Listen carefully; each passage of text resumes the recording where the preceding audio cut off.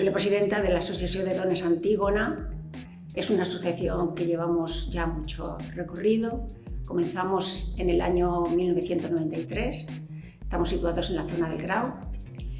Y surgió pues, con la idea de establecer o conseguir un espacio propio para las mujeres, donde las mujeres del barrio y de fuera del barrio pudieran tener un lugar para poder hablar entre ellas, comunicarse, hablar de sus problemas propios, formarse, siempre orientado hacia adquirir una conciencia feminista para que las mujeres fueran siendo conscientes de sus derechos, de sus capacidades, que se fueran empoderando.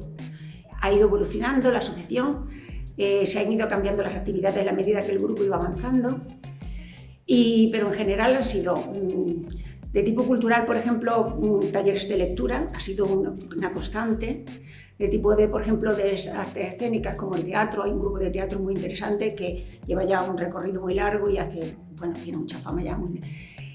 También en arte, por ejemplo, clases de arte, luego salían exposiciones, charlas orientadas a eso que digo, a la emergencia feminista, como le llamábamos, es la autoformación y alerta feminista, que llamamos, que era tratar temas de plena actualidad pues, que estaban relacionados con las mujeres, que somos ciudadanas con los mismos derechos, las mismas obligaciones que los varones, y por tanto no nos pueden dejar atrás.